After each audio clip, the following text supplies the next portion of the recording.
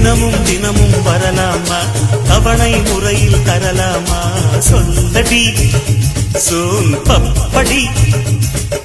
செயலில் நிறைஞ்ச சீக்கிரமா நீரம்